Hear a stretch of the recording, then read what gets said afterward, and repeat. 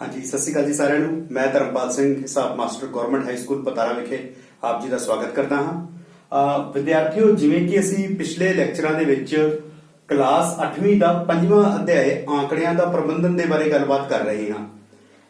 ਅੱਜ ਉਸ ਹੀ ਲੜੀ ਦਾ ਜਿਹੜਾ ਚੈਪਟਰ ਹੈ, ਤੁਸੀਂ 5ਵਾਂ ਚੈਪਟਰ ਉਸ ਹੀ ਲੜੀ ਦੇ ਵਿੱਚ ਖਤਮ ਕੀਤਾ ਹੈ ਤੇ ਅੱਜ ਦੇ ਲੈਕਚਰ ਦੇ ਵਿੱਚ ਮੈਂ ਤੁਹਾਨੂੰ ਪੂਰੇ ਅਧਿਆਇ ਦੀ ਦੁਹਰਾਈ ਕਰਾਵਾਂਗਾ ਤੇ ਨਾਲੇ ਇਹ ਵੀ ਦੇਖਾਂਗਾ ਕਿ ਤੁਸੀਂ ਇਹਦੇ ਵਿੱਚ ਕਿੰਨਾ ਕੁ ਹਲੇ ਤੱਕ ਸਮਝਿਆ ਹੈ ਤੇ ਤੁਸੀਂ ਇਸ ਲੈਕਚਰ ਦੇ ਦੌਰਾਨ ਆਪਣੇ ਆਪ ਦੀ ਨੌਲੇਜ ਵੀ ਚੈੱਕ ਕਰਨਾ ਕਿ ਕੀ ਕੋਈ ਚੀਜ਼ ਇਸ ਲੈਕਚਰ ਦੇ ਦੌਰਾਨ ਇਦਾਂ ਦੀ ਤਾਂ ਨਹੀਂ ਹੈ ਕਿ ਕੋਈ ਲੈਕਚਰ ਤੁਹਾਡੇ ਕੋਲੋਂ ਮਿਸ ਹੋ ਗਿਆ ਹੋਵੇ। ਠੀਕ ਹੈ ਜੀ, ਤੇ ਜੇ ਹੋ ਵੀ ਗਿਆ ਹੋਵੇ ਤਾਂ ਅਸੀਂ ਕੋਸ਼ਿਸ਼ ਕਰਾਂਗੇ ਕਿ ਇਸ ਲੈਕਚਰ ਦੇ ਵਿੱਚ ਉਹਨਾਂ ਸਾਰੀਆਂ ਚੀਜ਼ਾਂ ਨੂੰ ਸਮ ਅਪ ਕਰੀਏ ਤੇ ਉਹਨਾਂ ਸਾਰੀਆਂ ਚੀਜ਼ਾਂ ਨੂੰ ਜਿਹੜਾ ਹੈਗਾ ਸਮਝਣ ਦੀ ਕੋਸ਼ਿਸ਼ ਕਰੀਏ। ਚਲੋ ਆਓ ਵਿਦਿਆਰਥੀਓ, ਸਭ ਤੋਂ ਪਹਿਲਾਂ ਅਸੀਂ ਗੱਲ ਕਰਦੇ ਹਾਂ ਆંકੜਿਆਂ ਦਾ ਪ੍ਰਬੰਧਨ ਸ਼ਬਦ, ਜਿਹੜਾ ਆંકੜੇ ਸ਼ਬਦ ਹੈ ਉਸ ਤੋਂ ਸ਼ੁਰੂਆਤ ਕਰਦੇ ਹਾਂ ਕਿ ਆંકੜੇ ਕੀ ਹੁੰਦੇ ਹਨ। ਇਸ ਦੇ ਬਾਰੇ ਵਿਦਿਆਰਥੀ ਜਦੋਂ ਅਸੀਂ ਗੱਲ ਕਰਦੇ ਹਾਂ, ਅਸੀਂ ਕਈ ਉਦਾਹਰਨਾਂ ਲਈਆਂ। ਅਸੀਂ ਲਿਆ ਕਿ ਇੱਕ ਕਲਾਸ ਦੇ ਵਿੱਚ ਬੱਚਿਆਂ ਦੁਆਰਾ ਗਣਿਤ ਦੇ ਟੈਸਟ ਚੋਂ ਪ੍ਰਾਪਤ ਕੀਤੇ ਗਏ ਨੰਬਰ, ਮੈਂ ਕਿਹਾ ਜੀ 10 ਵਿੱਚੋਂ 5 number, 10 number, 8 number, 2 number, 1 number, 7 number, 9 number, 7 number, 6 number, 5 number, 4 number. ਇਸ ਢੰਗ ਦੇ ਨਾਲ ਜਿਹੜੀ ਹੈਗੀ ਆ ਮੈਂ ਉਸ ਕਲਾਸ ਦੇ ਵਿੱਚ ਜਿੰਨੇ ਵੀ ਵਿਦਿਆਰਥੀ ਸਨ ਉਹਨਾਂ ਵਿਦਿਆਰਥੀਆਂ ਦੇ ਗਣਿਤ ਵਿਸ਼ੇ ਦੇ 10 ਚ ਜਿੰਨੇ ਨੰਬਰ ਲੱਗੇ ਸਨ ਉਹ ਮੈਂ ਲਿਖਦਾ ਰਿਹਾ। ਠੀਕ ਹੈ ਜੀ, ਜਿਹੜੀ ਇਹ ਸੂਚੀ ਮੈਂ ਤਿਆਰ ਕਰਦਾ ਹਾਂ ਇਹ ਸਾਡੇ ਵਾਸਤੇ ਆંકੜਾ ਖਵਾਉਂਦੀ ਹੈ। ਠੀਕ ਹੈ ਜੀ, ਤੇ ਜੇ ਇਸ ਆંકੜੇ ਨੂੰ ਗਣਿਤ ਦੀ ਉਹ ਵਾਲੀ ਬ੍ਰਾਂਚ ਜਿਹੜੀ ਇਹਨਾਂ ਆંકੜਿਆਂ ਨੂੰ ਸਹੀ ਢੰਗ ਨਾਲ ਸਾਡੇ ਸਾਹਮਣੇ ਪੇਸ਼ ਕਰਦੀ ਹੈ ਉਹ ਆંકੜਿਆਂ ਦਾ ਪ੍ਰਬੰਧਨ ਅਖਵਾਉਂਦੀ ਹੈ। ਠੀਕ ਹੈ ਵਿਦਿਆਰਥੀਓ, ਇਹ ਤਾਂ ਹੋਈ ਗੱਲ ਆંકੜਿਆਂ ਦੀ। ਠੀਕ ਹੈ, ਹੁਣ ਆંકੜਿਆਂ ਦੇ ਵਿੱਚ ਅਸੀਂ ਆਪਣੇ ਲੈਕਚਰਸ ਦੇ ਵਿੱਚ ਕਈ ਚੀਜ਼ਾਂ ਦੇਖੀਆਂ, ਜਿਵੇਂ ਕਿ ਸਭ ਤੋਂ ਪਹਿਲਾਂ ਅਸੀਂ ਗੱਲ ਕੀਤੀ ਸੀ ਚਿੱਤਰ ਗ੍ਰਾਫ ਦੀ। ਸਭ ਤੋਂ ਪਹਿਲਾਂ ਗੱਲ ਕੀਤੀ ਗਈ ਸੀ ਚਿੱਤਰ ਗ੍ਰਾਫ ਦੀ। ਜਿਹੜਾ ਚਿੱਤਰ ਗ੍ਰਾਫ ਸੀ ਉਹ ਕੀ ਸੀਗਾ, ਜੇ ਆਪਾਂ ਨੂੰ ਯਾਦ ਹੋਵੇ ਤਾਂ ਆਪਾਂ ਨੂੰ ਯਾਦ ਹੈ ਕਿ ਇੱਕ ਆਪਣੀ ਕਿਤਾਬ ਦੇ ਵਿੱਚ ਕਾਫੀ ਸਾਰੀਆਂ ਉਦਾਹਰਨਾਂ ਹਨ, ਜਿਨ੍ਹਾਂ ਵਿੱਚੋਂ ਇੱਕ ਉਦਾਹਰਨ ਇਹ ਵੀ ਹੈ ਕਿ ਮੰਨ ਲਓ ਇੱਕ ਕਾਰ ਹੈ, ਇੱਥੇ ਆਪਾਂ ਕਾਰਾਂ ਬਣਾ ਦਿੰਦੇ ਆ। ਠੀਕ ਹੈ ਜੀ, ਜੇਕਰ ਤੁਹਾਨੂੰ ਯਾਦ ਹੋਏਗਾ ਥੋੜਾ ਜਿਹਾ। ਠੀਕ ਹੈ ਜੀ, ਇੱਕ ਕਾਰ ਹੋਰ ਹੈ ਇੱਥੇ ਅਸੀਂ ਬਣਾ ਲਈ ਜੀ ਪਿਕਟੋਰੀਅਲ ਫਾਰਮ ਦੇ ਵਿੱਚ। ਅਸੀਂ ਇਸ ਤਰ੍ਹਾਂ ਕਰ ਦਿੱਤਾ ਤੇ ਉੱਪਰ ਉਹਨੇ ਸਾਨੂੰ ਸਿਰਫ ਇੱਕ ਹਿੰਟ ਇਹ ਦੇ ਦਿੱਤਾ ਕਿ ਜਿਹੜੀ ਇੱਕ ਕਾਰ ਹੈ ਉਹ ਜਿਹੜੀ ਹੈ ਉਹ 100 ਕਾਰਾਂ ਦੇ ਬਰਾਬਰ ਹੈ। ਇੱਕ ਚਿੱਤਰ ਜਿਹੜਾ 100 ਚਿੱਤਰਾਂ ਦੇ ਬਰਾਬਰ ਹੈ। ਤੇ ਅਸੀਂ ਚਿੱਤਰਗ੍ਰਾਫ ਦੇ ਵਿੱਚ ਇਹ ਦੱਸਣ ਦੀ ਕੋਸ਼ਿਸ਼ ਕੀਤੀ ਸੀ ਕਿ ਜੇਕਰ ਕਿਸੇ ਕੰਪਨੀ ਨੇ ਵੱਖਰੀਆਂ ਵੱਖਰੀਆਂ ਕਾਰਾਂ ਵੇਚੀਆਂ ਹੋਣ, ਹੈ ਮੰਨ ਲਓ ਉਹਨੇ ਆਪਣੇ ਚਿੱਤਰ ਦੇ ਵਿੱਚ 2 ਕਾਰਾਂ ਸ਼ੋਅ ਕੀਤੀਆਂ ਹੋਈਆਂ ਕੰਪਨੀ A ਨੇ, ਤਾਂ ਇਹਦਾ ਮਤਲਬ ਇਹ ਆ ਉਸ ਸਾਲ ਜਿਹੜੇ ਉਸ ਕੰਪਨੀ ਦੇ ਕਾਰਾਂ ਜਿਹੜੀਆਂ ਵਿਕੀਆਂ ਆ ਉਹ 200 ਕਾਰਾਂ ਵਿਕੀਆਂ ਆ। ਠੀਕ ਹੈ ਜੀ, ਇਸੇ ਤਰੀਕੇ ਦੇ ਨਾਲ ਜੇਕਰ ਮੰਨ ਲਓ ਉੱਥੇ ਇੱਕ ਕਾਰ ਪੂਰੀ ਤੇ ਇੱਕ ਕਾਰ ਇਸ ਢੰਗ ਨਾਲ ਅੱਧੀ ਦਿੱਤੀ ਗਈ ਹੋਵੇ। ਠੀਕ ਹੈ ਜੀ, ਤੇ ਇਹਦਾ ਮਤਲਬ ਹੈ ਇਹ 1 ਜਮਾ ਅੱਧਾ, ਯਾਨੀ ਕਿ 100 ਜਮਾ ਅੱਧਾ ਕਿੰਨਾ ਹੋ ਗਿਆ, 150 ਕਾਰਾਂ ਜਿਹੜੀਆਂ ਹੈਗੀਆਂ ਆ ਉਹਦੀਆਂ ਵਿਕੀਆਂ ਹੋਣਗੀਆਂ। ਤੇ ਇਹਨੂੰ ਚਿੱਤਰਗ੍ਰਾਫ ਦੇਖੋ, ਇਹ ਚੀਜ਼ ਜਿਹੜੀ ਮੈਂ ਐਸਟੀਮੇਟ ਲਗਾ ਰਿਹਾ ਕਰ ਰਿਹਾ, ਮੈਂ ਸਿਰਫ ਇੱਕ ਚਿੱਤਰ ਦੇਖ ਰਿਹਾ ਆ ਤੇ ਉਸ ਚਿੱਤਰ ਦੇ ਵਿੱਚ ਦਿੱਤੀ ਹੋਈ ਜਾਣਕਾਰੀ ਨੂੰ ਮੈਂ ਬੜੇ ਆਰਾਮ ਦੇ ਨਾਲ ਤੇ ਬੜੀ ਆਸਾਨੀ ਦੇ ਨਾਲ ਜਿਹੜਾ ਹੈਗਾ ਉਹਨੂੰ ਸਮਝ ਪਾ ਰਿਹਾ ਹਾਂ ਤੇ ਕਿਸੇ ਦੂਸਰੇ ਨੂੰ ਵੀ ਸਮਝਾ ਪਾ ਰਿਹਾ ਹਾਂ। ਠੀਕ ਹੈ ਜੀ, ਸੋ ਵਿਦਿਆਰਥੀਓ ਇਹ ਚਿੱਤਰ ਗ੍ਰਾਫ ਦਾ ਜਿਹੜਾ ਹੈਗਾ ਆ ਸਭ ਤੋਂ ਅੱਛਾ ਐਸਪੈਕਟ ਹੁੰਦਾ ਆ ਕਿ ਕੋਈ ਵੀ ਚੀਜ਼ ਸਿਰਫ ਵੇਖ ਕੇ ਜਿਹੜੀ ਹੈਗੀ ਆ ਉਹਨੂੰ ਸਮਝਿਆ ਜਾ ਸਕਦਾ, ਉਹਦੇ ਆંકੜਿਆਂ ਨੂੰ ਸਮਝਿਆ ਜਾ ਸਕਦਾ ਹੈ। ਠੀਕ ਹੈ ਜੀ, ਸੋ ਦੂਸਰੇ ਨੰਬਰ ਦੇ ਉੱਤੇ ਜਿਹੜਾ ਵਿਦਿਆਰਥੀਓ ਅਸੀਂ ਚੀਜ਼ ਕੀਤੀ ਸੀ ਉਹ ਸੀ ਸਾਡੇ ਕੋਲ ਇੱਕ ਛੜ ਗ੍ਰਾਫ। ਤੁਹਾਨੂੰ ਯਾਦ ਹੋਏਗਾ ਕੀ ਸੀ ਸਾਡੇ ਕੋਲ, ਸੈਕਿੰਡ ਨੰਬਰ ਦੇ ਵਿੱਚ ਚੀਜ਼ ਸੀ ਛੜ ਗ੍ਰਾਫ। ਜਿਹੜਾ ਛੜ ਗ੍ਰਾਫ ਸੀ ਉਹ ਸਾਡੇ ਵਾਸਤੇ ਥੋੜਾ ਜਿਹਾ ਮਤਲਬ ਲੈਂਥੀ, ਜਦੋਂ ਆਪਾਂ ਟੌਪਿਕ ਕੀਤਾ ਤੇ ਉਦੋਂ ਥੋੜਾ ਜਿਹਾ ਲੈਂਥੀ ਲੱਗਿਆ ਕਿ ਛੜ ਗ੍ਰਾਫ ਬਣਾਈਏ ਕਿੱਦਾਂ, ਕਿਉਂਕਿ ਇਹਦੇ 2 ਤਰੀਕੇ ਨੇ। ਠੀਕ ਹੈ ਜੀ, ਪਹਿਲਾ ਤਰੀਕਾ ਕੀ ਸੀ ਕਿ ਛੜ ਗ੍ਰਾਫ ਦੇ ਵਾਸਤੇ ਸਾਨੂੰ ਸਿੱਧੇ ਤੌਰ ਦੇ ਉੱਤੇ ਕੋਈ ਨਾ ਕੋਈ ਚੀਜ਼ ਦਿੱਤੀ ਹੋਏਗੀ। ਠੀਕ ਹੈ ਜੀ, ਕਿਵੇਂ ਦਿੱਤੀ ਹੋਏਗੀ, ਮੰਨ ਲਓ ਮੈਂ ਆਪਣੇ ਮੁਹੱਲੇ ਦੇ ਵਿੱਚ ਇੱਕ ਸਰਵੇ ਕੀਤਾ ਆ। ਆਪਣੇ ਮੁਹੱਲੇ ਦੇ ਵਿੱਚ ਮੈਂ ਸਰਵੇ ਕੀਤਾ ਕਿ ਕਾਰਾਂ ਕਿੰਨੇ ਘਰਾਂ ਦੇ ਕੋਲ ਨੇ। ਮੇਰੇ ਮੁਹੱਲੇ ਦੇ ਵਿੱਚ ਮੰਨ ਲਓ 30 ਘਰ ਨੇ ਮੇਰੀ ਲੋਕੈਲਿਟੀ ਦੇ ਵਿੱਚ, ਤੇ ਕਾਰਾਂ ਦੀ ਸੰਖਿਆ ਜਿਹੜੀ ਹੈਗੀ ਆ 10 ਘਰ ਇਦਾਂ ਦੇ ਨੇ ਜਿਨ੍ਹਾਂ ਦੇ ਕੋਲ ਕਾਰਾਂ ਹੈਗੀਆਂ ਆ। ਠੀਕ ਹੈ ਜੀ, ਉਸ ਤੋਂ ਬਾਅਦ ਅਸੀਂ ਬਾਈਕ ਦੀ ਗੱਲ ਕਰ ਲੈਂਦੇ ਆ, ਮੋਟਰਸਾਈਕਲਾਂ ਦੀ ਗੱਲ ਕਰ ਲੈਂਦੇ ਆ, ਤੇ 25 ਘਰ ਇਹੋ ਜਿਹੇ ਨੇ ਜਿਨ੍ਹਾਂ ਦੇ ਕੋਲ ਬਾਈਕ ਹੈਗੀ ਆ, ਤੇ ਫਿਰ ਸਾਈਕਲ ਦੀ ਗੱਲ ਕਰ ਲੈਂਦੇ ਆ, 10 ਘਰ ਇਹੋ ਜਿਹੇ ਨੇ ਜਿਨ੍ਹਾਂ ਕੋਲ ਸਾਈਕਲ ਵੀ ਹੈ, ਠੀਕ ਹੈ ਜੀ। ਮੈਂ ਕਿਤੇ ਇਹ ਨਹੀਂ ਕਿਹਾ ਕਿ ਜਿਹਦੇ ਕੋਲ ਸਾਈਕਲ ਹੈ ਉਹਦੇ ਕੋਲ ਬਾਈਕ ਨਹੀਂ ਹੋਣੀ ਚਾਹੀਦੀ, ਠੀਕ ਹੈ ਜੀ। ਅਸੀਂ ਤਾਂ ਸਿਰਫ ਇੱਕ ਅੰਦਾਜ਼ਾ ਲਾਇਆ ਕਿ ਵਹੀਕਲ ਜਿਹੜੇ ਹੈਗੇ ਆ, ਕਾਰਾਂ ਵਾਲੇ ਕਿੰਨੇ ਨੇ, ਬਾਈਕ ਵਾਲੇ ਕਿੰਨੇ ਨੇ, ਸਾਈਕਲ ਵਾਲੇ ਤੇ ਬਿਨਾਂ ਕਿਸੇ ਚੀਜ਼ ਤੋਂ ਜਿਹੜਾ ਕੋਈ ਵਹੀਕਲ ਹੈ ਉਹਦੇ ਵਿੱਚ ਬਿਨਾਂ ਕੋਈ ਚੀਜ਼ ਉੱਪਰਲੀ ਕੋਈ ਵੀ ਚੀਜ਼ ਜਿਹੜੀ ਹੈਗੀ ਇਹਦੇ ਵਿੱਚ ਸ਼ਾਮਿਲ ਨਹੀਂ ਹੈਗੀ ਆ। ਇਦਾਂ ਦੇ ਘਰ ਜਿਹੜੇ ਹੈਗੇ ਨੇ ਸਾਡੇ ਕੋਲ ਕਿੰਨੇ ਨੇ, ਕੁੱਲ ਮਿਲਾ ਕੇ 5 ਘਰ ਜਿਹੜੇ ਹੈਗੇ ਮੈਂ ਮੰਨ ਲੈਣਾ ਸਾਡੇ ਕੋਲ ਇਦਾਂ ਦੇ ਨੇ ਜਿਨ੍ਹਾਂ ਦੇ ਕੋਲ ਕੋਈ ਵੀ ਜਿਹੜੀ ਹੈਗੀ ਆ ਚੀਜ਼ ਨਹੀਂ ਆ। ਫਿਰ ਇਹਨੂੰ ਛੜ ਗ੍ਰਾਫ ਦੇ ਵਿੱਚ ਕਿਵੇਂ ਬਣਾਉਣਾ ਹੈ ਆਪਾਂ ਜੀ? ਅਸੀਂ ਸਭ ਤੋਂ ਪਹਿਲਾਂ ਇਧਰਲੇ ਪਾਸੇ ਲਿਖ ਦੇਣੀਆਂ ਆ ਇੱਕ ਕਾਰਾਂ, ਬਾਈਕ, ਸਾਈਕਲ ਤੇ ਕੋਈ ਨਹੀਂ, ਜਿਹਨਾਂ ਕੋਲ ਕੋਈ ਨਹੀਂ। ਇਧਰ ਗਿਣਤੀ ਪਾ ਦਿੰਦੇ ਆ ਜੀ। ਸਾਡੇ ਆਪਾਂ ਦੇਖਦੇ ਆ 5 ਦੇ ਪਹਾੜੇ ਜਾਂਦੇ ਨੇ, ਇਸ ਕਰਕੇ 5 10 15 20 ਤੇ 25 ਤੱਕ ਜਿਹੜਾ ਹੈਗਾ ਇਹਨੂੰ ਕਰ ਲੈਂਦੇ ਆ। ਕਾਰਾਂ ਕਿੰਨੀਆਂ ਨੇ ਜੀ? 10 ਘਰਾਂ ਦੇ ਵਿੱਚ ਕਾਰਾਂ ਨੇ, ਆ 10 ਘਰਾਂ ਨੇ। ਬਾਈਕ ਕਿੰਨਿਆਂ ਚ ਨੇ ਜੀ? 25 ਚ ਨੇ। ਦੇਖੋ ਬਰਾਬਰ ਮੋਟਾਈ ਵਾਲੀ ਆਇਤ ਤੇ ਬਰਾਬਰ ਦੂਰੀ ਤੇ ਹੋਣੀ ਚਾਹੀਦੀ ਆ, ਠੀਕ ਹੈ ਜੀ। 25 ਨੇ। ਆ ਰਹੇ ਸਾਈਕਲ 10 ਕੋਲ ਨੇ ਜੀ, ਇਧਰ ਆ ਜੀ।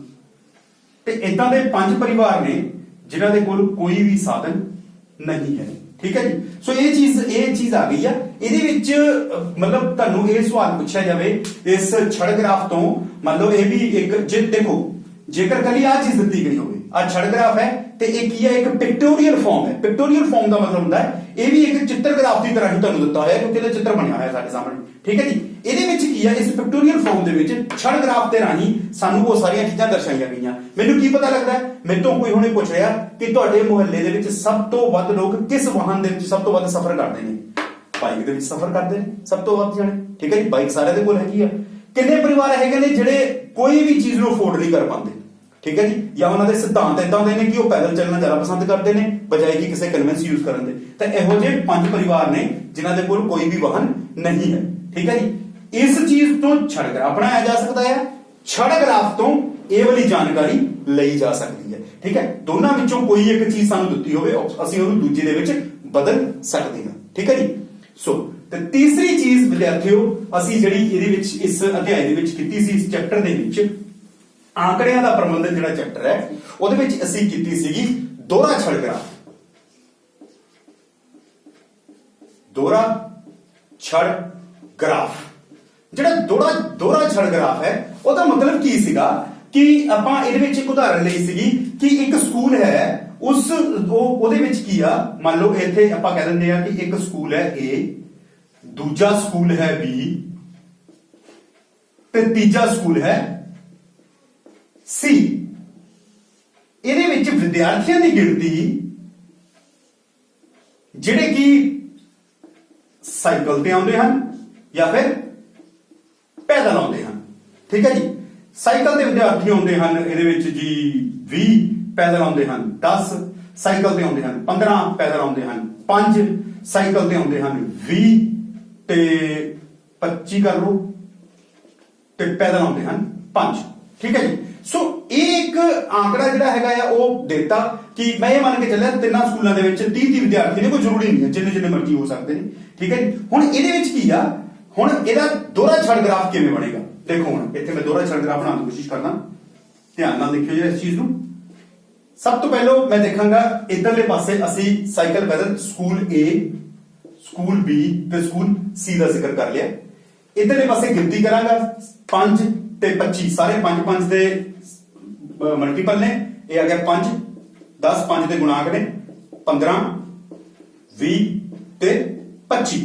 ਦੇਖੋ ਮੈਂ ਇੱਕ ਆਲੇਖ ਤਿਆਰ ਕਰਨ ਦੀ ਇੱਥੇ ਕੋਸ਼ਿਸ਼ ਕੀਤੀ ਆ, ਤੁਸੀਂ ਇਹ ਚੀਜ਼ ਆਪਣੇ ਗ੍ਰਾਫ ਪੇਪਰ ਦੇ ਉੱਤੇ ਖੁਦ ਤਿਆਰ ਕਰਕੇ ਕਰ। ਉਹਦੇ ਨਾਲ ਤੁਹਾਡਾ ਕੰਮ ਕੀ ਹੋ ਜਾਏਗਾ, ਇਧਰਲੇ ਪਾਸੋਂ ਵੀ ਤੁਹਾਨੂੰ ਕੋਈ ਜਿੱਦਾਂ ਬਾਕਸ ਦਿੱਤੇ ਹੋਣਗੇ ਤੁਸੀਂ ਉਹਨਾਂ ਬਾਕਸਿਸ ਨੂੰ 1 2 3 4 5 ਪਾ ਸਕਦੇ ਹੋ। ਇਧਰਲੇ ਪਾਸੇ ਵੀ ਤੁਸੀਂ ਉਹ ਚੀਜ਼ ਜਿਹੜੀ ਹੈਗੀ ਆ ਕੈਲਕੂਲੇਟ ਈਜ਼ੀਲੀ ਕਰ ਸਕਦੇ ਹੋ, ਠੀਕ ਹੈ। ਉਸ ਤੋਂ ਬਾਅਦ ਕਿਉਂਕਿ ਇਹ 2 ਪੈਰਾਮੀਟਰ ਨੇ, 2 ਵੱਖਰੀਆਂ ਚੀਜ਼ਾਂ ਨੇ, ਇਹਨਾਂ ਨੂੰ ਮੈਂ 2 ਵੱਖਰੇ ਛੜਾਂ ਦੇ ਨਾਲ ਜਿਹੜਾ ਹੈਗਾ ਦਰਸਾਉਣਾ ਆ, ਤੇ ਫਿਰ ਮੈਂ ਕੀ ਕਰ ਸਕਦਾ ਆ, ਇਹਦੇ ਵਿੱਚ ਮੈਨੂੰ ਦੱਸਣਾ ਪਏਗਾ ਉਹਨੂੰ ਕਿ ਬਈ ਜਿਹੜੀ ਖਾਲੀ ਛੜ ਹੈਗੀ ਆ ਉਹਨੂੰ ਮੈਂ ਜਿਹੜਾ ਹੈਗਾ ਸਾਈਕਲ ਮੰਨਿਆ, ਤੇ ਜਿਹੜੀ ਛੜ ਜਿਹੜੀ ਹੈਗੀ ਆ ਭਰੀ ਹੋਏਗੀ ਉਹਨੂੰ ਮੈਂ ਕੀ ਮੰਨਿਆ, ਪੈਦਲ ਵਾਲੇ ਵਿਦਿਆਰਥੀਆਂ ਦੀ ਗਿਣਤੀ ਮੰਨ ਕੇ ਚੱਲ ਰਿਹਾ। ਸਭ ਤੋਂ ਪਹਿਲਾਂ ਸਕੂਲ ਏ ਦੇ ਵਿੱਚ 20 ਵਿਦਿਆਰਥੀ ਇਦਾਂ ਦੇ ਨੇ ਜਿਨ੍ਹਾਂ ਕੋਲ ਸਾਈਕਲ ਹੈ।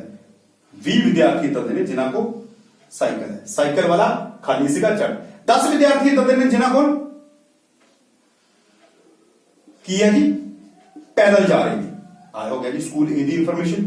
ਸਕੂਲ ਬੀ ਦੇ ਵਿੱਚ 15 ਵਿਦਿਆਰਥੀ ਨੇ ਜਿਨ੍ਹਾਂ ਕੋਲ ਸਾਈਕਲ ਹੈ। ਆ ਹੋ ਗਿਆ ਜੀ 15 ਵਿਦਿਆਰਥੀ ਜਿਨ੍ਹਾਂ ਕੋਲ ਸਾਈਕਲ ਹੈ ਤੇ 5 ਵਿਦਿਆਰਥੀ ਇਦਾਂ ਦੇ ਨੇ ਜਿਨ੍ਹਾਂ ਦੇ ਕੋਲ ਕੁਝ ਵੀ ਨਹੀਂ ਹੈ। ਦੂਸਰੇ ਸੀ ਦੇ ਵਿੱਚ 25 ਵਿਦਿਆਰਥੀ ਇਹੋ ਜਿਹੇ ਨੇ ਜਿਨ੍ਹਾਂ ਦੇ ਕੋਲ ਸਾਈਕਲ ਹੈ ਤੇ 5 ਵਿਦਿਆਰਥੀ ਇਹੋ ਜਿਹੇ ਨੇ ਜਿਨ੍ਹਾਂ ਦੇ ਕੋਲ ਕੁਝ ਵੀ ਨਹੀਂ ਹੈ। ਸੋ ਇਹ ਸਕੂਲ ਏ, ਸਕੂਲ ਬੀ, ਸਕੂਲ ਸੀ ਦਾ ਇਕੱਠਾ ਕੰਪੈਰੀਜ਼ਨ ਆ ਗਿਆ। ਜੇਕਰ ਮੈਨੂੰ ਆਹ ਚੀਜ਼ ਦਿੱਤੀ ਗਈ ਹੋਵੇ, ਸਿਰਫ ਇੰਨੀ ਚੀਜ਼, ਠੀਕ ਹੈ ਜੀ, ਆਹ ਚੀਜ਼ ਦਿੱਤੀ ਆ ਤੇ ਮੈਨੂੰ ਕਿਸੇ ਚੀਜ਼ ਦੀ ਲੋੜ ਨਹੀਂ, ਮੈਂ ਇਸ ਗ੍ਰਾਫ ਨੂੰ ਦੇਖਦੇ ਹੋਏ, ਇਸ ਆਲੇਖ ਨੂੰ ਦੇਖਦੇ ਹੋਏ ਮੈਂ ਜੋ ਹੈ ਤੁਹਾਡੇ ਸਵਾਲਾਂ ਦਾ ਜਵਾਬ ਦੇ ਸਕਦਾ। ਕਿਵੇਂ? ਮੈਨੂੰ ਕੋਈ ਪੁੱਛੇ ਜੀ ਸਭ ਤੋਂ ਵੱਧ ਸਾਈਕਲ ਤੇ ਕਿਹੜੇ ਸਕੂਲ ਦੇ ਬੱਚੇ ਆਉਂਦੇ ਨੇ? ਸੀ ਸਕੂਲ ਦੇ ਬੱਚੇ ਆਉਂਦੇ ਨੇ ਜੀ ਸਭ ਤੋਂ ਵੱਧ ਸਾਈਕਲ ਤੇ। ਸਭ ਤੋਂ ਘੱਟ ਬੱਚੇ ਪੈਦਲ ਕਿਹੜੇ ਸਕੂਲ ਦੇ ਆਉਂਦੇ ਨੇ ਜੀ? ਇਹਨਾਂ ਦੋਨਾਂ ਸਕੂਲਾਂ ਦੇ ਆਉਂਦੇ ਨੇ। ਲੇਕਿਨ ਪਰਸੈਂਟੇਜ ਦੇ ਹਿਸਾਬ ਦੇ ਨਾਲ, ਪ੍ਰਤੀਸ਼ਤ ਦੇ ਹਿਸਾਬ ਦੇ ਨਾਲ ਸਭ ਤੋਂ ਘੱਟ ਬੱਚੇ ਕਿਹੜੇ ਸਕੂਲ ਦੇ ਵਿੱਚ ਆਉਂਦੇ ਨੇ? ਦੇਖੋ ਇਹਦੇ ਵਿੱਚ 30 ਵਿੱਚੋਂ 5 ਬੱਚੇ ਜਿਹੜੇ ਹੈਗੇ ਨੇ ਪੈਦਲ ਆਉਂਦੇ ਨੇ, ਇਹਦੇ ਵਿੱਚੋਂ 20 ਵਿੱਚੋਂ 5 ਆਉਂਦੇ ਨੇ। ਇਹਦਾ ਮਤਲਬ ਇਹਦੇ ਘੱਟ ਨੇ, ਠੀਕ ਹੈ ਜੀ। ਇਹਦੇ 25 ਬੱਚੇ ਸਾਈਕਲ 'ਚ ਨੇ, 30 ਵਿੱਚੋਂ 5 ਬੱਚੇ ਜਿਹੜੇ ਹੈਗੇ ਨੇ ਇਸ ਸਕੂਲ ਦੇ 30 ਵਿੱਚੋਂ 5 ਬੱਚੇ ਜਿਹੜੇ ਨੇ ਉਹ ਪੈਦਲ ਜਾਂਦੇ ਨੇ, ਲੇਕਿਨ ਇਹਦੇ ਵਿੱਚੋਂ 20 ਦੇ ਵਿੱਚੋਂ 5 ਪੈਦਲ ਜਾਂਦੇ ਨੇ, ਠੀਕ ਹੈ ਜੀ। ਇਹਦਾ ਮਤਲਬ ਇੱਧਰ ਪੈਦਲ ਵਾਲਿਆਂ ਦੀ ਗਿਣਤੀ ਚਾਹੇ ਸੇਮ ਹੈ ਲੇਕਿਨ ਉਹਦੀ ਪਰਸੈਂਟੇਜ ਵੱਧ ਹੈ, ਇੱਧਰ ਘੱਟ ਹੈ, ਠੀਕ ਹੈ ਜੀ। ਸੋ ਪਿਆਰੇ ਵਿਦਿਆਰਥੀਓ, ਇਹ ਸੀ ਸਾਡੇ ਕੋਲ ਦੋਹਰਾ ਛੜ ਗ੍ਰਾਫ। ਅੱਛਾ, ਇਸ ਦੋਹਰੇ ਛੜ ਗ੍ਰਾਫ ਦੇ ਵਿੱਚ ਸਾਡੇ ਕੋਲ ਇੱਕ ਚੀਜ਼, ਇੱਕ ਸਵਾਲ ਇਹ ਉੱਪਰ ਕੇ ਆਂਦਾ, ਕਈ ਵਾਰ ਵਿਦਿਆਰਥੀ ਪੁੱਛਦਾ ਹੈ ਕਿ ਸਰ ਦੋਹਰਾ ਲਿਖਤਾ 13 ਹੋ ਸਕਦਾ ਹੈ? ਮੈਂ ਕਿਹਾ ਕਿਉਂ ਨਹੀਂ ਹੋ ਸਕਦਾ ਜੀ 13, ਠੀਕ ਹੈ ਜੀ। ਮੰਨ ਲਓ ਇੱਥੇ ਮੈਂ ਇੱਕ ਹੋਰ ਪੈਰਾਮੀਟਰ ਐਡ ਕਰ ਦਵਾਂ, ਮੈਂ ਕਹਿ ਦਵਾਂ ਨਾ ਜੀ ਨਾ, ਮੈਂ ਥੋੜਾ ਜਿਹਾ ਸਵਾਲ ਨੂੰ ਬਦਲ ਰਿਹਾ, ਠੀਕ ਹੈ ਜੀ। ਇਹ ਵਾਲੇ ਸਵਾਲ ਦੀ ਜੋ ਮੈਂ ਹੁਣ ਕਰਵਾ ਰਿਹਾ, ਇਹਦੀ ਉਦਾਹਰਨ ਸਾਡੀ ਬੁੱਕ ਦੇ ਵਿੱਚ ਨਹੀਂ ਹੈਗੀ, ਸਾਡੀ ਕਿਤਾਬ 'ਚ ਇਹਦੀ ਉਦਾਹਰਨ ਨਹੀਂ ਹੈ, ਲੇਕਿਨ ਮੈਂ ਸਿਰਫ ਤੁਹਾਨੂੰ ਸਮਝਾਉਣ ਦੇ ਲਈ ਕਰਵਾ ਰਿਹਾ ਕਿ ਸਿਰਫ ਵਿਦਿਆਰਥੀ ਦੇ ਦਿਮਾਗ 'ਚ ਕੋਈ ਸ਼ੰਕਾ ਨਹੀਂ ਰਹਿਣੀ ਚਾਹੀਦੀ। ਅੱਜ ਕੱਲ ਵੈਸੇ ਤਾਂ ਜਿਹੜੇ 18 ਸਾਲ ਤੋਂ ਘੱਟ ਉਮਰ ਦੇ ਬੱਚੇ ਆ, ਬਾਈਕ ਉਹਨਾਂ ਨੂੰ ਅਲਾਉਡ ਨਹੀਂ ਆ, ਲੇਕਿਨ ਅਸੀਂ ਕਹਿੰਦੇ ਆ ਕਿ ਸੀਨੀਅਰ ਸੈਕੰਡਰੀ ਸਕੂਲ ਹੈ, ਉਹਦੇ ਵਿੱਚ +2 ਦੇ ਕੁਝ ਬੱਚੇ ਹੈਗੇ ਨੇ ਜਿਹੜੇ 18 ਸਾਲ ਤੋਂ ਉੱਪਰ ਨੇ ਤੇ ਉਹ ਬਾਈਕ ਜਿਹੜੀ ਹੈਗੀ ਆ ਉਹ ਚਲਾਉਂਦੇ ਨੇ। ਤਾਂ ਸਕੂਲ ਏ ਦੇ ਵਿੱਚ ਮੰਨ ਲਓ 2 ਬੱਚੇ ਨੇ, ਬੀ ਦੇ ਵਿੱਚ 4 ਬੱਚੇ ਨੇ ਤੇ ਸੀ 'ਚ 1 ਬੱਚਾ ਆ, ਠੀਕ ਹੈ ਜੀ। ਆ ਵੀ ਇੱਕ ਪੈਰਾਮੀਟਰ ਹੋ ਗਿਆ। ਤੇ ਤੁਸੀਂ ਇਹਨੂੰ ਕਿਸ ਢੰਗ ਨਾਲ ਦਰਸਾਉਣਾ ਆ? ਪਹਿਲੇ ਵਿੱਚ ਤੁਸੀਂ ਖਾਲੀ ਡੱਬਾ ਜਿਹੜਾ ਦਰਸਾਇਆ ਸੀਗਾ ਉਹ ਕਿਹਦੇ ਵਾਸਤੇ ਦਰਸਾਇਆ ਸੀ? ਸਾਈਕਲ ਵਾਸਤੇ। ਭਰਿਆ ਹੋਇਆ ਡੱਬਾ ਕਿਹਦੇ ਵਾਸਤੇ ਦਰਸਾਇਆ ਸੀ? ਪੈਦਲ ਵਾਸਤੇ। ਤੇ ਹੁਣ ਮੈਂ ਤੀਸਰਾ ਡੱਬਾ ਲੈ ਲੈਣਾ ਡਾਟਡ, ਦੇਖੋ ਆਇਆ ਡਾਟ ਪਾ ਲੇ, ਇਹ ਕਿਹਦੇ ਵਾਸਤੇ ਦਰਸਾ ਲਿਆ? ਬਾਈਕ ਵਾਸਤੇ।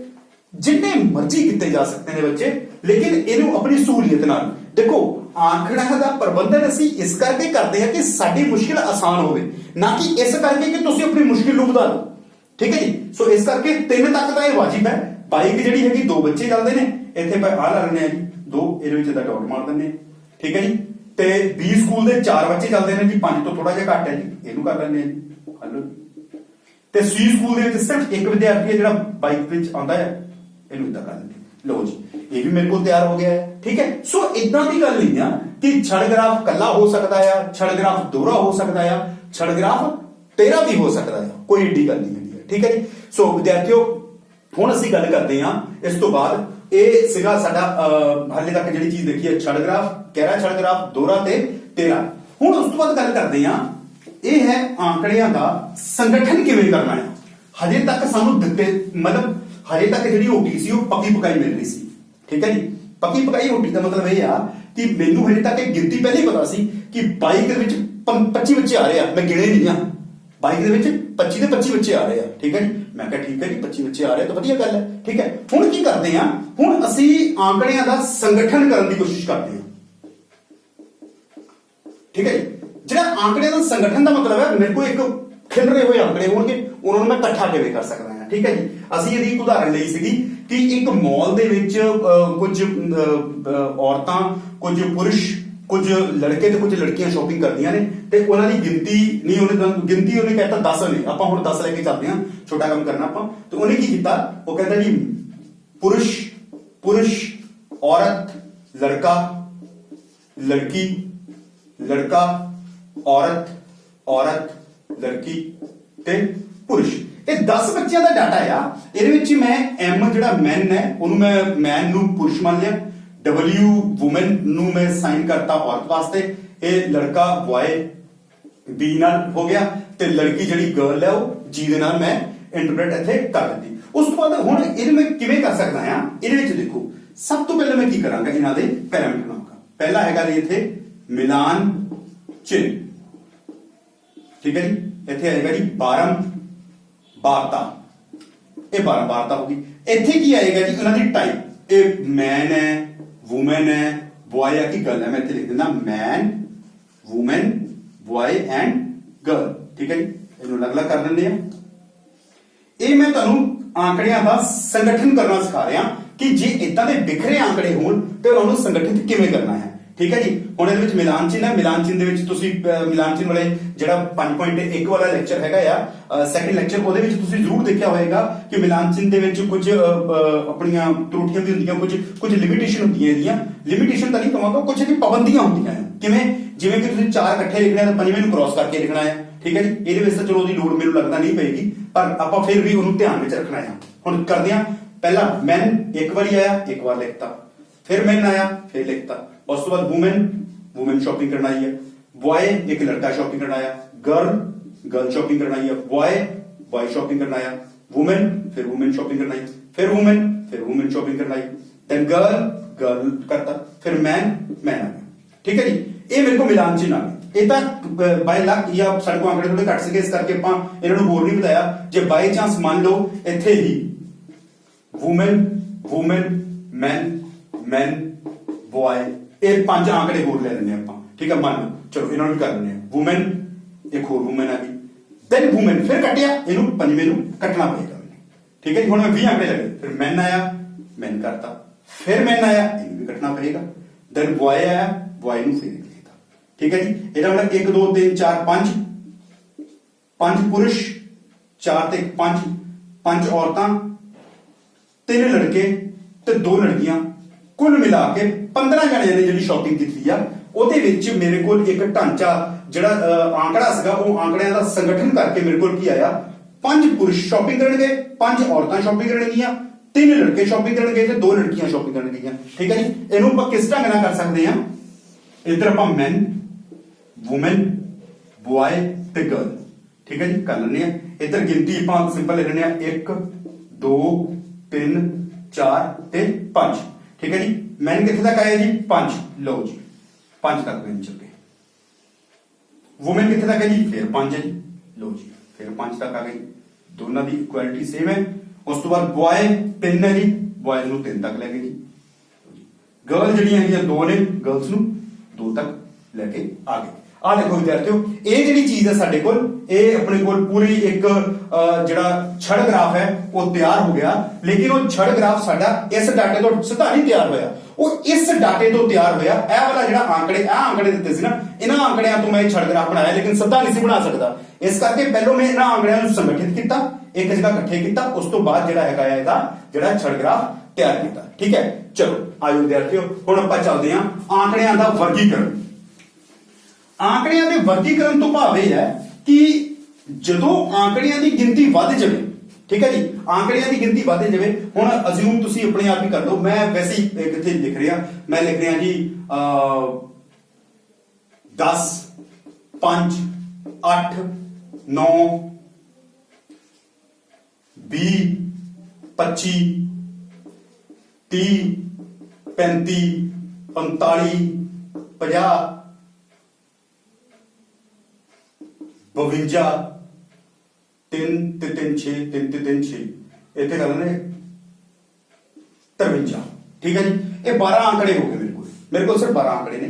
ਇਹਨਾਂ 12 ਆંકੜਿਆਂ ਦੇ ਵਿੱਚ ਇਹ ਆંકੜੇ ਕਿਸੇ ਵੀ ਚੀਜ਼ ਦੇ ਹੋ ਸਕਦੇ ਨੇ। ਤੁਸੀਂ ਸ਼ਾਪਕੀਪਰ ਦੇ ਲੈ ਲਓ, ਤੁਸੀਂ ਕਿਸੇ ਦੁਕਾਨ ਦੇ ਵਿੱਚ ਤੁਹਾਡੇ ਕੋਲ ਇਦਾਂ ਦੀਆਂ 12 ਦੁਕਾਨਾਂ ਸੀਗੀਆਂ ਜਿਨ੍ਹਾਂ ਦੇ ਵਿੱਚ ਵੱਖਰੇ ਕਸਟਮਰ ਆਏ ਨੇ, ਇਹ ਲੈ ਸਕਦੇ ਹੋ। ਇਹਨਾਂ ਆંકੜਿਆਂ ਦਾ ਜਿਹੜਾ ਹੈਗਾ ਆ, ਅਸੀਂ ਵਰਗੀਕਰਨ ਕਰਨਾ ਚਾਹੁੰਦੇ ਹਾਂ।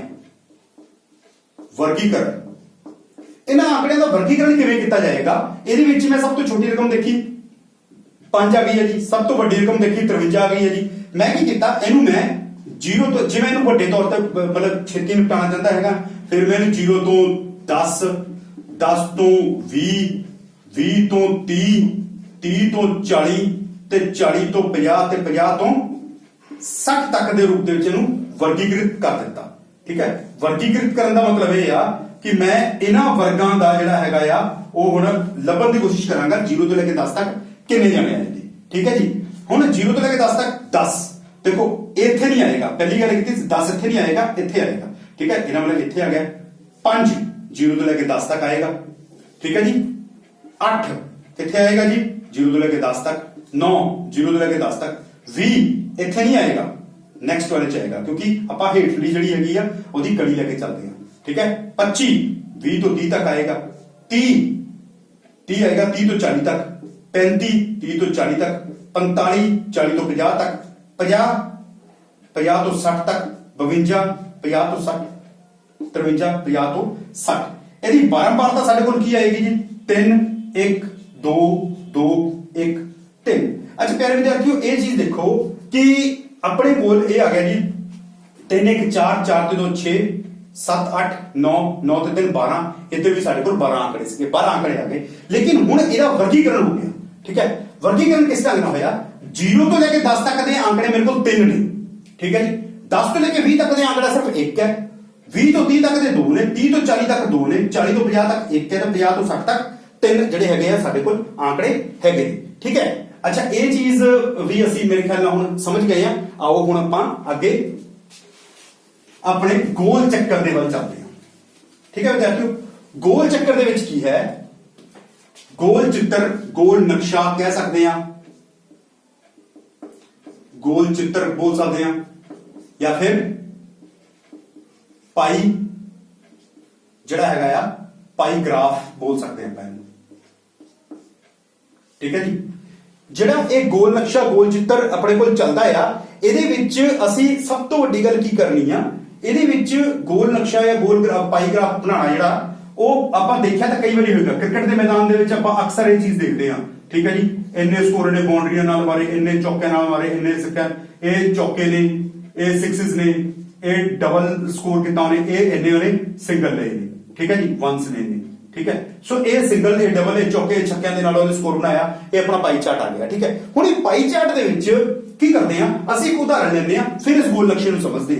ਠੀਕ ਹੈ, ਮੈਂ ਆਪਣੀ ਦਿਨਚਰਿਆ ਆਪਣੀ ਦਿਨਚਰਿਆ ਦੇ ਵਿੱਚ ਜਿਹੜਾ ਸੌਣ ਦੇ ਘੰਟੇ ਨੇ ਉਹ ਮੈਂ ਕੀ ਕਹਿਤਾ ਮੇਰੇ ਕੋਲ 8 ਘੰਟੇ ਨੇ ਸੌਣ ਦੇ। 6 ਘੰਟੇ ਤਾਂ ਚਲੋ ਘੱਟ ਨੇ, ਝੂਠ ਨਹੀਂ ਬੋਲਣਾ ਚਾਹੀਦਾ। ਮੈਂ ਆਪਣੇ ਵਾਸਤੇ ਸੌਣ ਦੇ ਘੰਟੇ ਜਿਹੜੇ ਹੈਗੇ 8 ਘੰਟੇ ਲਏ ਹੋਏ ਨੇ। ਸਕੂਲ ਦਾ ਜਿਹੜਾ ਟਾਈਮ ਮੈਂ ਚੂਜ਼ ਕੀਤਾ ਉਹ 6 ਘੰਟੇ ਨੇ। ਇੱਥੇ ਆਰਟਸ ਲਿਖ ਦਿੰਦੇ ਆ, ਇੱਥੇ ਵੀ 8 ਲਿਖਦੇ 6 ਘੰਟੇ ਸਕੂਲ ਦਾ ਟਾਈਮ ਹੈਗਾ ਆ। ਉਸ ਤੋਂ ਬਾਅਦ ਘਰ ਦੇ ਕੰਮ ਜਿਹੜੇ ਹੈਗੇ ਨੇ ਉਹਦੇ ਵਾਸਤੇ ਵੀ ਅਸੀਂ ਕੀ ਕੀਤਾ 4 ਘੰਟੇ ਜਿਹੜੇ ਹੈਗੇ ਨੇ ਉਹ ਚੂਜ਼ ਕਰ ਲਏ। ਉਸ ਤੋਂ ਬਾਅਦ ਖੇਡਣ ਵਾਸਤੇ ਵੀ ਚੂਜ਼ ਕਰ ਲਏ, ਖੇਡ ਵਾਸਤੇ ਵੀ 4 ਘੰਟੇ ਜਿਹੜੇ ਹੈਗੇ ਆ ਉਹ ਆਪਾਂ ਚੂਜ਼ ਕਰ ਲਏ। ਤੇ ਉਸ ਤੋਂ ਬਾਅਦ ਜਿਹੜੇ ਹੈਗੇ ਆ ਹੋਰ ਪੜ੍ਹਾਈ ਵਾਸਤੇ ਕਹਿ ਸਕਦੇ ਜਾਂ ਕੋਈ ਹੋਰ ਕੰਮ ਜਿਹੜੇ ਹੈਗੇ ਨੇ ਉਹਦੇ ਵਾਸਤੇ ਵੀ ਅਸੀਂ ਜਿਹੜੇ ਹੈਗੇ 2 ਘੰਟੇ ਯੂਜ਼ ਕਰ ਲਏ। ਅਸੀਂ ਟੋਟਲ ਚੈੱਕ ਕਰਾਂਗੇ ਤਾਂ ਸਾਡੇ ਕੋਲ ਟੋਟਲ ਜਿਹੜਾ ਹੈਗਾ ਆ ਉਹ ਐਗਜ਼ੈਕਟ 24 ਘੰਟੇ ਯਾਨੀ ਕਿ ਪੂਰਾ ਦਿਨ ਪੂਰਾ ਹੋ ਜਾਂਦਾ ਹੈ। ਠੀਕ ਹੈ, ਅੱਛਾ ਵਿਦਿਆਰਥੀਓ ਹੁਣ ਦੇਖੋ ਅਸੀਂ ਗੋਲ ਜਿਹੜਾ ਨਕਸ਼ਾ ਜਾਂ ਪਾਈ ਗ੍ਰਾਫ ਹੈ ਉਹਨੂੰ ਬਣਾਉਣਾ ਕਿਵੇਂ।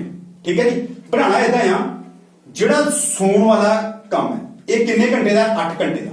ਇਹਨੂੰ ਅਸੀਂ ਲਿਆ ਬੇਟੇ 8/24 8 ਬਟਾ ਕੁੱਲ ਗੁਣਾ ਅਸੀਂ ਕਿਹਦੇ ਵਿੱਚ ਬਦਲਣਾ ਚਾਹੁੰਦੇ ਆਪਾਂ ਇਹਨੂੰ ਗੋਲ ਨਕਸ਼ੇ 'ਚ ਬਦਲਣਾ ਚਾਹੁੰਦੇ ਆ। ਤੇ ਗੋਲ ਨਕਸ਼ੇ ਦੇ ਵਿੱਚ ਜਿਹੜਾ ਬਿੰਦੂ ਦਾ ਕਿੰਨੇ ਜਿਹੜਾ ਚੱਕਰ ਹੈ ਕੋਣ ਹੈ ਕਿੰਨੇ ਡਿਗਰੀ ਦਾ 360 ਡਿਗਰੀ ਦਾ। ਠੀਕ ਹੈ ਜੀ, ਫਿਰ ਇਹਨੂੰ ਕੱਟ ਲਓ ਜੀ 8 1 8 ਦੀ 24 12 ਦੀ 36 ਯਾਨੀ ਕਿ 120 ਡਿਗਰੀ। ਸੌਣ ਦਾ ਇਸ ਗੋਲ ਚੱਕਰ ਦੇ ਵਿੱਚ 120 ਡਿਗਰੀ ਦਾ ਹੋਏਗਾ। ਸਕੂਲ ਦਾ ਜਿਹੜਾ ਹੈਗਾ ਉਹ ਹੋਏਗਾ 6/24 ਗੁਣਾ 360 6 ਚੌਕਾ 24 9 ਚੌਕਾ 36 ਬਰਾਬਰ 90 ਡਿਗਰੀ। ਇਸੇ ਤਰੀਕੇ ਨਾਲ ਘਰ ਦਾ ਕੰਮ ਜਿਹੜਾ ਹੈਗਾ ਆ ਉਹ ਮੇਰੇ ਕੋਲ 4/24 ਗੁਣਾ 360 6 ਚੌਕਾ 24 6 ਚੌਕਾ 36 ਬਰਾਬਰ 60 ਡਿਗਰੀ। दूसरा भी ये वही है, इस करके दूसरा भी कितना आएगा 60 डिग्री। ते तीसरा हैगा 2, ये आएगा 2/24 गुणा 360 12 दूनी 24 ते 12 दी 36 बराबर 30 डिग्री। मेरे को एक 120 आया, एक 90 आया, एक 60 आया, अगला भी 60 है, अगला 30 डिग्री है। ਤੁਸੀਂ ਇਹਨਾਂ ਸਾਰਾ ਦਾ ਟੋਟਲ ਕਰਕੇ ਦੇਖ ਲਿਓ, ਇਹਨਾਂ ਦਾ ਟੋਟਲ ਵੀ ਜਿਹੜਾ ਹੈਗਾ ਉਹ 360 डिग्री ਬਣੇਗਾ। ठीक है, सो प्यारे विद्यार्थियों ਇਹਦੇ ਵਿੱਚ ਅਸੀਂ ਕੀ ਕਰਨਾ ਹੈ ਸਭ ਤੋਂ ਪਹਿਲਾਂ ਅਸੀਂ ਇੱਕ 120 ਡਿਗਰੀ ਦਾ ਕੋਣ ਖਿੱਚਣਾ ਹੈ। ਇਹਦੇ ਵਿੱਚ ਅਸੀਂ ਸਭ ਤੋਂ ਪਹਿਲਾਂ ਇੱਕ ਚੱਕਰ ਖਿੱਚਾਂਗੇ। ਠੀਕ ਹੈ ਜੀ, ਉਹਦਾ ਅਰਧ ਵਿਆਸ ਤੇ ਇੱਥੇ d ਦੀ ਮਦਦ ਦੇ ਨਾਲ ਅਸੀਂ 120 ਡਿਗਰੀ ਦਾ ਜਿਹੜਾ ਹੈਗਾ ਆ ਕੋਣ ਆਪਾਂ ਖਿੱਚਾਂਗੇ ਤੇ ਇੱਥੇ ਲਿਖ ਦਾਂਗੇ सोना सोंदा है 120 डिग्री। फिर इस चीज नूं धुरा मन के मतलब चाप मन के इत्थे 90 डिग्री का कोण खिंचांगे, यानी कि आ कोण 90 डिग्री का होएगा। ठीक है जी, जे आ कोण 90 डिग्री का है तो यह की आ, ये ओहदा स्कूल दे विच बिताया गया समा है। ठीक है जी, उस तो बाद दो 60 डिग्री दे, आ दो बराबर दे 60 डिग्री दे ते आ 30 डिग्री का जिहड़ा हैगा आ साडे कोल केस बनेगा। ठीक है, सो विद्यार्थियों गोल जिहड़ा चित्र है या फिर गोल पाई ग्राफ है ਉਹਦੇ ਵਿੱਚ ਪਾਈ ਚਾਰਟ ਕਹਿ ਸਕਦੇ। ਪਾਈ ਚਾਰਟ ਇਹ ਸਾਰਾ ਜਿਹੜਾ ਪਾਈ ਚਾਰਟ ਹੈ ਇਹਨੂੰ ਬਣਾਉਣ ਦਾ ਮੇਨ ਢੰਗ ਜਿਹੜਾ ਹੈਗਾ ਹੈ ਉਹ ਕੀ ਹੁੰਦਾ, ਜਿਹੜੀ ਰਕਮ ਦਿੱਤੀ ਹੋਵੇ ਡਿਵਾਈਡਡ ਬਾਈ ਟੋਟਲ ਗੁਣਾ 360, ਜਿਹੜਾ ਹੈਗਾ ਹੈ ਜਿੰਨੇ ਵੀ ਕੋਣ ਆਣਗੇ ਉਹਨਾਂ ਕੋਣਾਂ ਦਾ ਜੋੜ 360 ਹੋਣਾ ਚਾਹੀਦਾ ਆ ਤੇ ਇਹਨੂੰ ਆਪਾਂ ਇੱਕ ਗੋਲ ਨਕਸ਼ੇ ਦੇ ਵਿੱਚ ਅਸੀਂ ਦਰਸਾ ਸਕਦੇ ਹਾਂ। ਠੀਕ ਹੈ, ਅੱਛਾ ਵਿਦਿਆਰਥੀਓ ਇਹ ਹੋ ਗਈ ਗੋਲ ਨਕਸ਼ੇ ਦੀ ਗੱਲ। ਗੋਲ ਨਕਸ਼ੇ ਤੋਂ ਬਾਅਦ ਅਸੀਂ ਆਉਂਦੇ ਹਾਂ ਆਪਣੇ ਲਾਸਟ ਸੰਭਾਵਨਾ ਦੇ ਵਿੱਚ। ਸੰਭਾਵਨਾ ਦੇ ਵਿੱਚ ਕੀ ਆ ਸਾਡੇ ਕੋਲ, जेकर सानू ये चीज देखो संभावना हुंदी की चीज है, संभावना की चीज है किसी भी चीज होने का आसार है ना। मैं बाहर गया बड़ा मौसम वधिया सीगा, कुछ नहीं होया, मैं मतलब ठीक रहा, धुप सी, अचानक की होया बदल जे हो गए। मैं की किया, पहले दिन बदल हुए मैं छतरी लेके गया, पहले दिन ठीक कोई मीह नहीं पिया, दूजे दिन मैं छतरी लेके गया मीह नहीं पिया, तीजे दिन मैं छतरी लेके गया मीह नहीं पिया, चौथे दिन मैं दफा कर छतरी की करनी है, मीह तो पैंदा ही नहीं है। अच्छा मैं छतरी घर छड़ के गया, मैं बाहर निकलिया मीह पै गया, एक चांस है, मतलब मैनू नहीं पता सीगा कि भाई मीह पऊगा कि नहीं पऊगा, लेकिन इदा हो गया। ठीक है जी, सो ये चीज हुंदी है संभावना। संभावना का मैथमेटिकल रूप जिहड़ा हैगा आ वो भी असीं कढ सकदे हां। ਉਹਦੇ ਵਿੱਚ ਕੀ ਹੁੰਦਾ कि असीं कुल आंकड़े देखते हैं कि की हो सकता है, उस तो बाद असीं उहनूं जांचण दी कोशिश करते हैं। किवें, जिवें मान लो मैं एक किता सिक्का ले लिया, ठीक है जी, उस सिक्के दे विच मैं सिक्का उछालिया, मेरे को या आएगा हेड या आएगा टेल, चित या पट। ठीक है जी, ये दो चीजां आ सकती है मेरे को, इन्हां दो चीजां तो बाहर तीजी चीज नहीं हैगी कुछ भी, है ना। कुछ बच्चे थोड़े मेरे वर्गे होंदे शरारती जे, वो कहते जी सिक्का खड़ा रह गया फिर। ठीक है जी, सो ਇਹੋ ਜਿਹੀਆਂ ਸੰਭਾਵਨਾਵਾਂ ਨੂੰ ਆਪਾਂ ਛੱਡ ਦਿੰਦੇ ਆ ਕਿਉਂਕਿ ਇਦਾਂ ਦੇ ਹੋਣ ਦੇ ਚਾਂਸ ਨਹੀਂ ਹੁੰਦੇ ਕੋਈ ਵੀ। ਠੀਕ ਹੈ ਜੀ, ਇਹ ਤਾਂ ਸਿਰਫ ਫਿਲਮਾਂ 'ਚ ਹੀ ਹੁੰਦਾ ਤੇ ਆਮ ਤੌਰ ਦੇ ਉੱਤੇ ਸਿੱਕਾ ਜਿਹੜਾ ਹੈਗਾ ਉਹ ਜਾਂ ਤਾਂ ਹੈਡ ਆਏਗਾ ਜਾਂ ਤਾਂ ਟੇਲ ਆਏਗਾ। ਠੀਕ ਹੈ, ਹੋਰ ਕੋਈ ਸੰਭਾਵਨਾ ਦੀ ਨਹੀਂ ਬਣਦੀ। ਠੀਕ ਹੈ ਜੀ, ਹੁਣ ਮੈਨੂੰ ਸਵਾਲ ਕੀ ਪੁੱਛਿਆ ਗਿਆ, ਮੈਨੂੰ ਪੁੱਛਿਆ ਗਿਆ ਕਿ ਕੀ ਸੰਭਾਵਨਾ ਹੈ ਕਿ ਇਹਦਾ ਹੈਡ ਆਏਗਾ। ਠੀਕ ਹੈ ਜੀ, ਸੰਭਾਵਨਾ ਪੁੱਛੀ ਗਈ ਮੈਨੂੰ, ਜਿਹੜੀ ਇਹਦੀ ਸੰਭਾਵਨਾ ਆ ਕਹਿੰਦਾ ਹੈਡ। ਅੱਛਾ ਇਹਦੇ ਵਿੱਚ ਹੈਡ ਕਿੰਨੀ ਵਾਰੀ ਲਿਖਿਆ, ਇੱਕ ਵਾਰ, ਮੈਂ ਇੱਕ ਲਿਖਤਾ, ਤੇ ਕੁੱਲ ਕਿੰਨੇ ਆ, ਦੋ ਵਾਰ।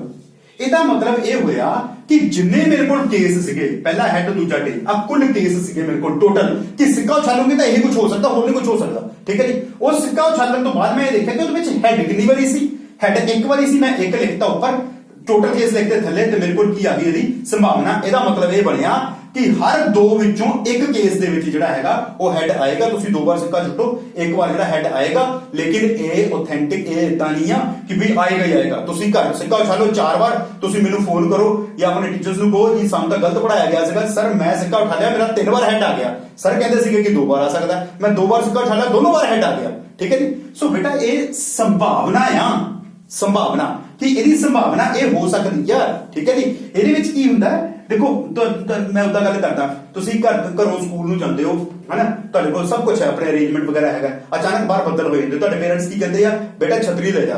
ठीक है, बेटा अपना बैग लिफाफे दे विच कवर कर ला, अपनी किताबां लिफाफे च पा ला, बाहर मीह पैण दे आसार ने।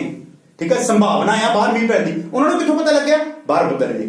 ठीक है जी, लेकिन तुसीं की करदे, सारा पैक पुक हो के जांदे हो, वापस आंदे हो घर आके, हुण तुसीं घर दे लड़ोगे, तुहाडे मीह लभ्या नहीं, तुसीं तां एवें कहण लग पए सी।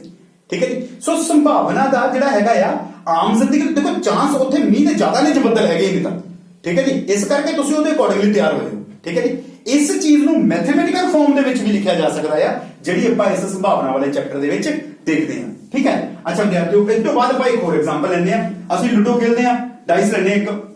ਠੀਕ ਹੈ ਜੀ, ਡਾਈਸ ਲਈਏ ਆਪਾਂ ਇੱਕ, ਤੇ ਉਹਦੇ ਵਿੱਚ ਕੀ ਕੀਤਾ ਅਸੀਂ, ਕੀ ਆ ਸਕਦਾ 1 2 3 4 5 6।